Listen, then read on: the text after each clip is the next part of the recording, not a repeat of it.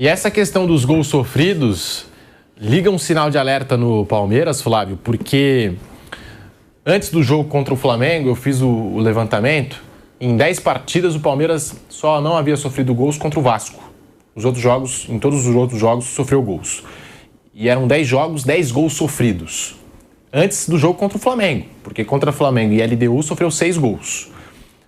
Então, no recorte de 12 partidas, contabilizando esses dois mais recentes decisivos, são 16 gols sofridos em 12 jogos pelo Palmeiras, né? E assim, o Palmeiras sempre teve essa solidez defensiva, mas como o ataque estava resolvendo os jogos, a dupla Flaco-Roque, até nesse recorte de 10 jogos que eu fiz, 29 gols do ataque do Palmeiras. Então, como o ataque estava resolvendo as partidas, esse assunto do sistema defensivo, dos gols sofridos, acabou ficando um pouco de lado, ficou passando batido, né? E agora o Palmeiras sofrendo todos esses gols, o sistema defensivo já não passa a mesma credibilidade, a mesma confiança de outros tempos, e é algo muito importante. A gente está falando do Flamengo do Felipe Luiz, que é um candidatíssimo aí também aos títulos, junto com o Palmeiras, que sofre poucos gols. Tem aquela coisa no meio do futebol, né? Que defesa ganha campeonato, ataque ganha jogos, né? E hoje a defesa do Palmeiras não passa essa confiança toda, né? Olha, Pedro, quando você fala em defesa, eu tenho visto algumas pessoas falando sobre o Carlos Miguel, que não tem nada a ver com a história. Coitado do Carlos Miguel. Que gol ele falhou? Nenhum. Só entre parênteses, eu concordo com o Abel que não foi pênalti, tá? Foi uma porrada e o jogador vai aqui para praticamente se defender e a bola bate na mão, bate no braço, bate na mão, é uma porrada em cima dele. Eu não daria esse pênalti, fecha. Quem quer dar, tá tudo bem, concordo, nada a discordar, mas eu achei que o pênalti foi mal marcado. Fecha. Acho que o Palmeiras tomaria 3 gols do mesmo jeito, mas eu não daria esse pênalti. Mas acho que é esse o ponto, né? A partir do momento que você leva 6 gols e nenhum dos 6 gols é culpa do seu goleiro... Então, é isso que quer dizer. Mas aí é fácil culpar o Carlos Miguel e tal. Entrou, tomou 6 gols, besteira. Ele tomou 2 do São Paulo sem o Carlos Miguel, né? Exatamente. Depois virou. Exato. O que eu quero dizer é que é uma questão tática. É uma postura tática que está equivocada. Quando você começa a tomar muitos gols, não existe mais essa coisa da defesa tá boa, o ataque tá bom, que você colocou com felicidade, né, dando números. Mas, assim, para o ataque estar bem, ele precisa ser abastecido pelo meio campo e o jogo começa pela defesa. Não tem mais o 10, porque o 10 às vezes é o volante, às vezes é o zagueiro, e a saída de jogo, por exemplo, do time do Palmeiras começa muitas vezes pelo próprio Gustavo Gomes. Então, esse começo de jogada, esse antigo 10 foi substituído por esse tipo de jogador. A bola longa pode chegar pelo lado do campo, no lateral e tal, enfim. O todo tem que funcionar para você atacar e para você defender. Esse é o futebol que a gente entende como um futebol correto, futebol que se joga há algum tempo. E o Barcelona do Guardiola começa a nos ensinar isso lá atrás, né? 2018, 2008, né? 2008.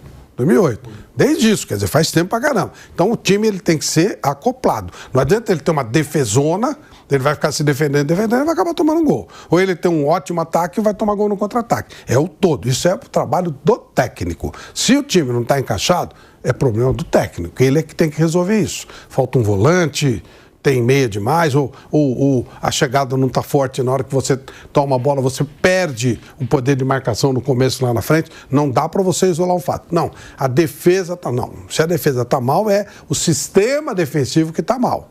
Se o ataque está bem, está funcionando coletivamente quando ataca, mas não está se recompondo bem para fazer o sistema defensivo. Então, são sistemas de defesa e de ataque, sistemas de criação. É assim que o futebol funciona hoje, no todo. Você não pode desvincular uma coisa da outra, não tem como. A não ser que sejam erros individuais, e não é isso que está acontecendo.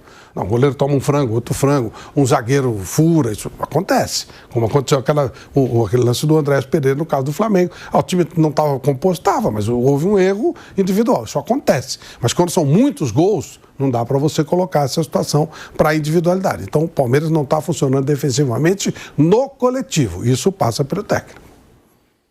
Carlos Miguel foi contratado pelo Palmeiras, é o goleiro mais caro da história do Palmeiras, o Carlos Miguel. Foi vazado 6 vezes nos últimos 2 jogos. E também estamos passando aqui a informação. Entre 2022 e 2023, quando foi reserva do Cássio no Corinthians, ele ganhou 11 oportunidades sob o comando de Vitor Pereira, Vanderlei Luxemburgo e Mano Menezes. Foram 5 gols sofridos nesse período, quando ainda brigava pela posição com o Cássio. Em 2024, virou titular do Corinthians. Corinthians disputou 14 partidas com o Carlos Miguel na meta e sofreu 10 gols. Então aqui alguns dos números do Carlos Miguel, que já sofreu 6 gols nos últimos 2 jogos. Tem gente cornetando. Desses 6 gols que ele sofreu, repito aqui, eu acho que o Carlos Miguel não falhou em nenhum dos gols, sabe? Aquela falha que você fala, nossa, o Carlos Miguel, como que o Carlos Miguel não chegou nessa bola? Ou como que o Carlos Miguel não pegou essa bola? Eu não vi responsabilidade do Carlos Miguel, mas tem muita gente já pegando no pé dele com 2 jogos. E fez boas defesas ontem.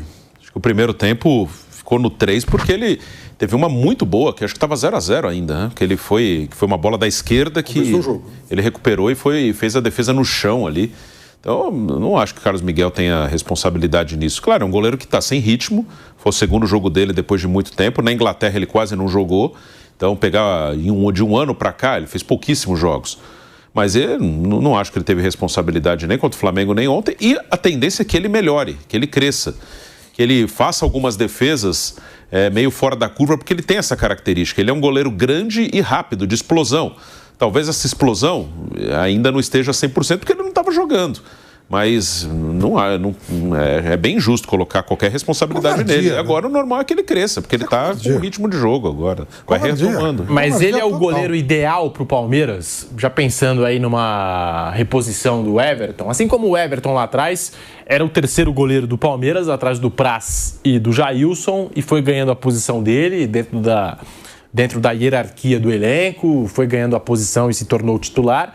Hoje o Carlos Miguel, me parece que esse é o projeto do Palmeiras, né? A médio, não sei se é a longo prazo, mas a médio prazo transformá-lo nesse goleiro titular. É mais jovem, tem essa envergadura, é o goleiro ideal para esse projeto do Palmeiras?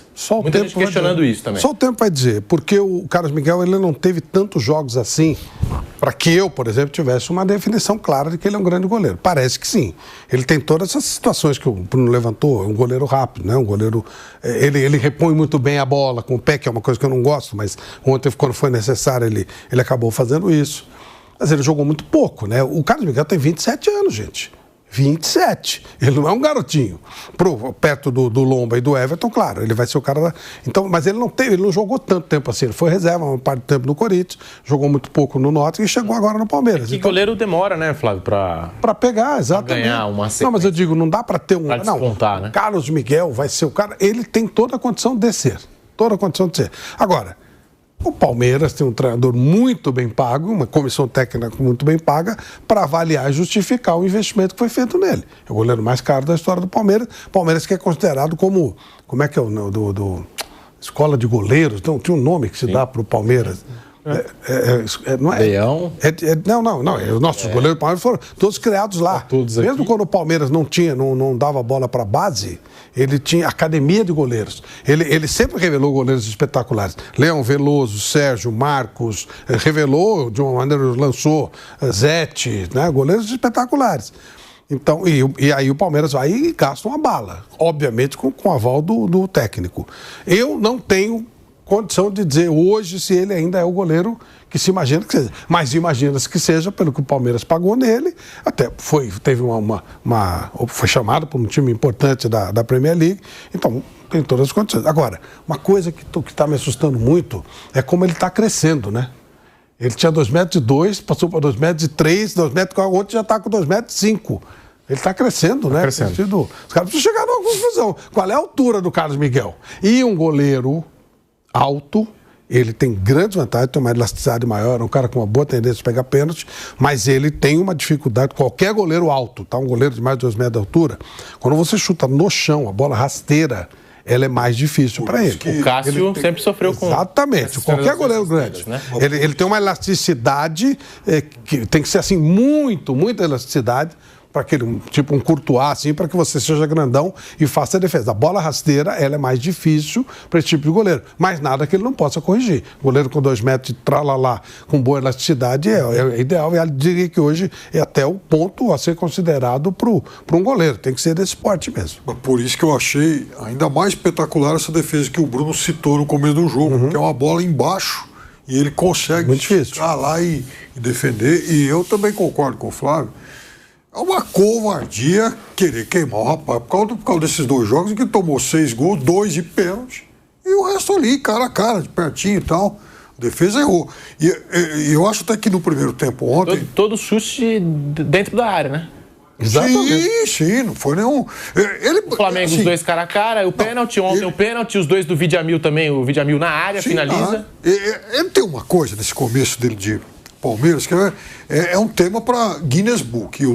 Confesso que eu nunca vi na história do futebol um goleiro estrear num clube e tomar 3 gols antes de fazer a primeira defesa. E aconteceu isso contra o Flamengo. Mas ele não teve culpa em nenhum gol. Tudo cara a cara, ali pertinho. A única coisa, a única pequena objeção que posso fazer em relação à atuação dele ontem, e aí não é nem culpa dele, está mais relacionado à inatividade dele e à falta de experiência de jogar na altitude. Foi naquela segunda defesa que ele dá um voo lá e pá, um negócio acrobático pra caramba, espalma a bola para escanteio, mas a bola ia sair mais ou menos 1 metro do gol, porque ela tá fazendo a curva para fora. Mas isso é coisa de goleiro que tá com pouco ritmo. Ele jogou a última vez em fevereiro, sim, antes de estrear aqui no Palmeiras. Mas fora isso, ele fez ótimas defesas e não teve culpa em nenhum gol.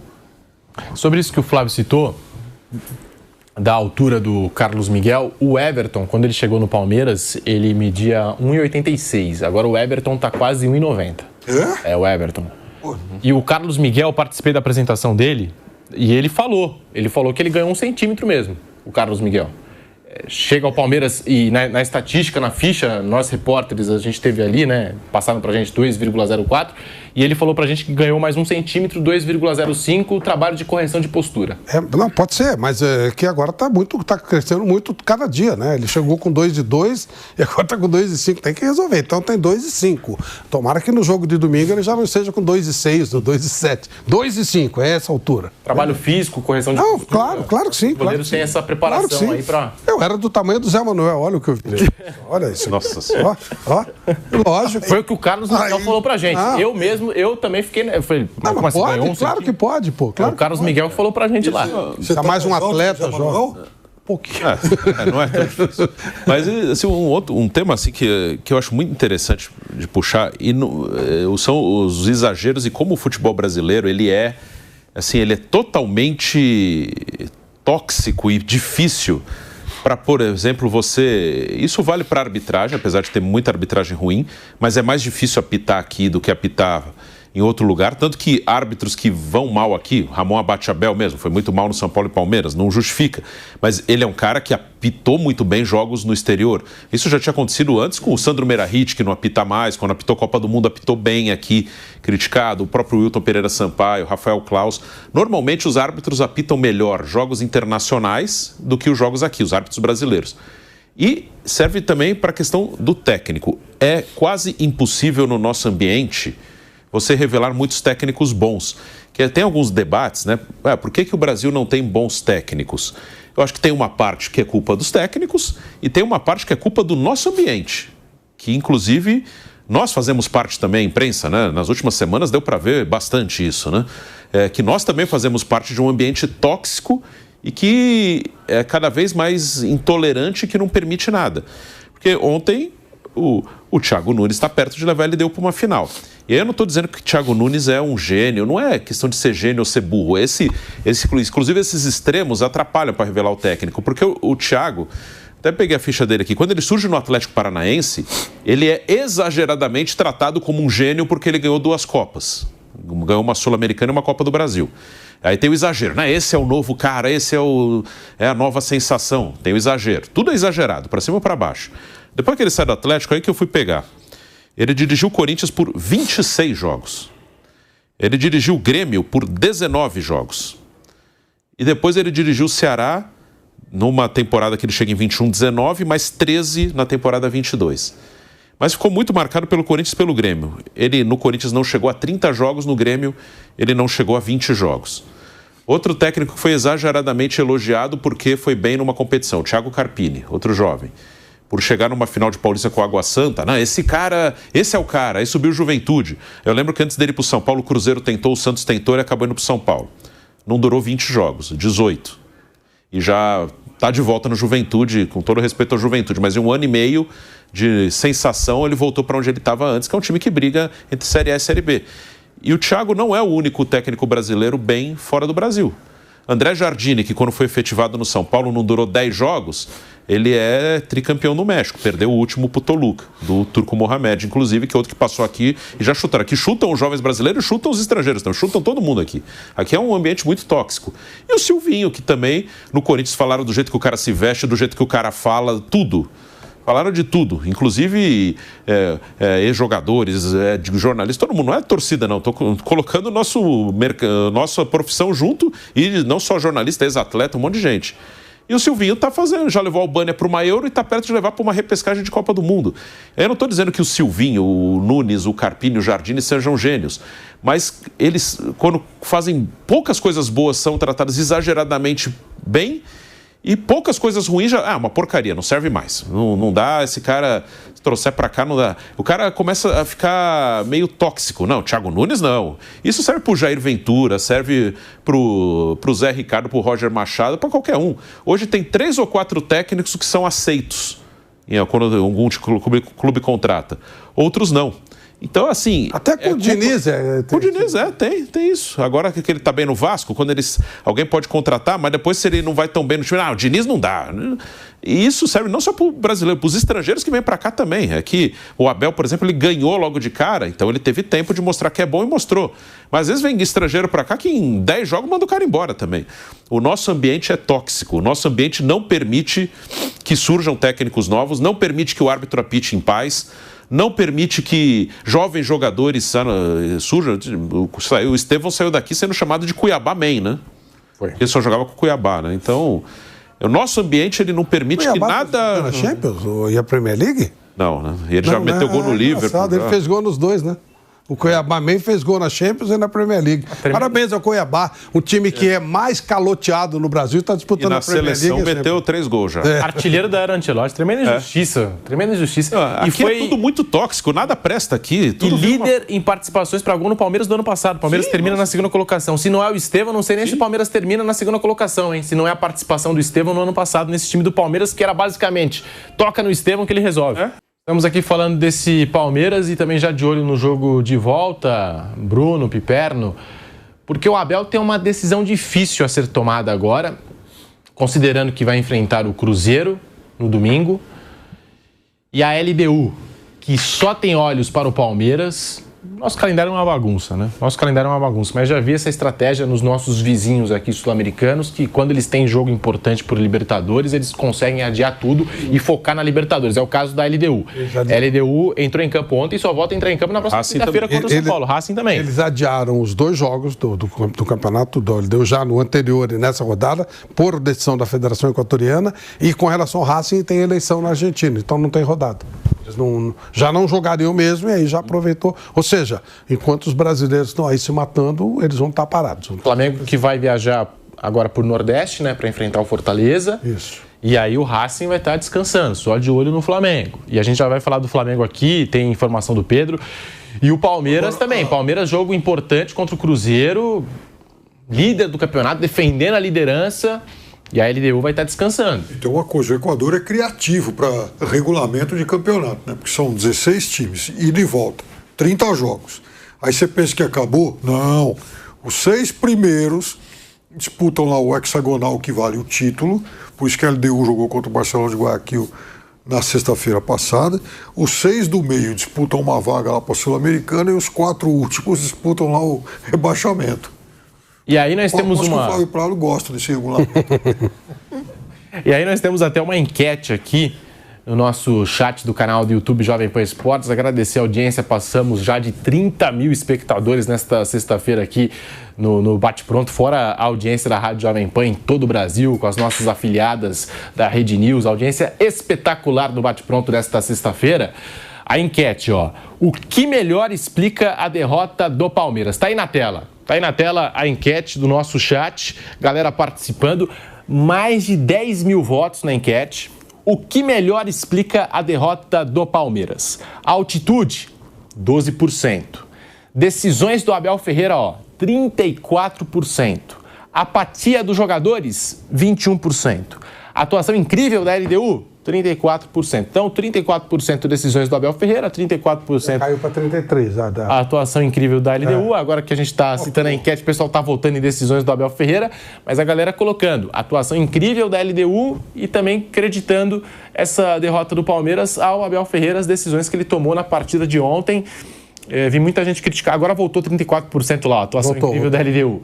Mas a galera colocando nesses dois aspectos, né? A grande atuação da LDU e as decisões que o Abel Ferreira tomou no jogo de ontem. Ainda bem que não embarcaram nessa história de altitude, né? Tem peso? Tem, mas isso é uma conversa fiada, né? O jogo de ontem, o time que mais ganhou na altitude foi o Palmeiras, pô. Então seria muito simplório, muito simplório. Pesa? Claro que pesa, óbvio. Como pesa o gramado sintético do Palmeiras para a LDU no jogo de volta. Lógico que pesa. Cada um tem as suas vantagens e desvantagens. Jogando fora, jogando em casa, cada um tem as suas vantagens e desvantagens. Deixa eu adivinhar. Nessa enquete você votaria na opção decisões do Abel? Sem dúvida.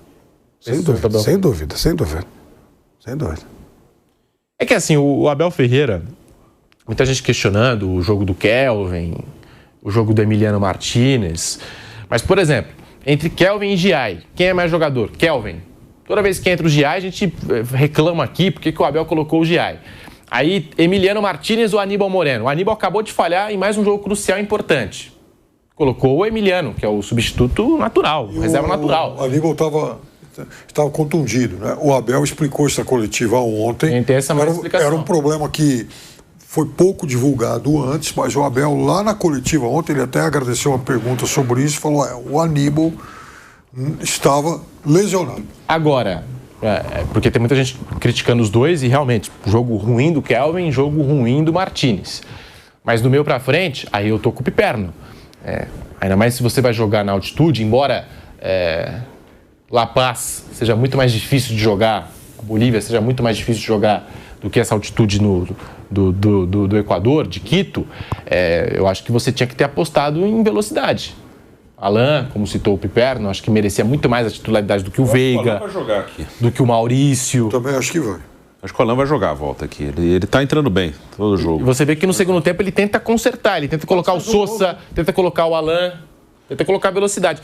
Porque a LDU, muitas finalizações de fora da área, se aproveitando do ar rarefeito, mas também muita velocidade, né? O Palmeiras leva 2 gols de 2 infiltrações. Uma pelo lado esquerdo, outra pelo lado direito, que terminou na finalização do Vidiamil, que apareceu na área para finalizar. Então, assim, eu não critico o Abel pelas escolhas do Martinez e do Kelvin, porque eu acho que também é ser engenheiro de obra pronta aqui. Se entra com o Giai ontem, a gente fala, mas cadê o Kelvin? E o Kelvin vinha jogando melhor que o Giai. Aí ele machucou, entrou o Giai. Sim. E o Kelvin jogou bem. Contra o Flamengo mesmo, eu não achei que ele foi mal, não. Fez, deu assistência, sim. E o Veiga? O Veiga é um ponto que... Agora o Veiga é uma substituição do Evangelista, o Abel ainda não achou a solução, depois que machucou o Evangelista. Ele tentou o Veiga, ele já botou o Maurício contra o Flamengo, também não foi bom. E acho que agora ele vai botar o Alain. Ele não achou ainda a solução depois que o Evangelista machucou. Ele ainda está procurando, ele ainda não achou. O que está nítido é que agora, toda vez que tem um momento de dificuldade no jogo, e o Palmeiras passou por esses momentos contra o São Paulo, no Morumbi, perdendo por 2-0, contra o Flamengo, ontem, ele sempre recorre ao Alain e o Sousa. São os dois jogadores que ele coloca para tentar mexer no jogo. Mas ele não é um cara criativo, ele repete, ele tem uns métodos que, óbvio, ele vai dizer que não funcionaram, mas ele não é um cara criativo, ele não vai tirar um coelho da cartola, ele não é um Luxemburgo, ele não é o Rubens Minelli, ele vai fazer aqueles, óbvio, ele tem um elenco de 700 milhões e, óbvio, ele vai usando as peças de acordo com as suas condições. Agora, primeiro tempo, o time tomando vareio, ele passivo. O Piperno acabou de citar, a França mexeu com 2 jogadores no começo. Estava vendo que o barco estava afundando. No meio do primeiro tempo. Pois é, poderia ter sido mais do que 3-0 no primeiro tempo. E ele assistiu o jogo, né? Então,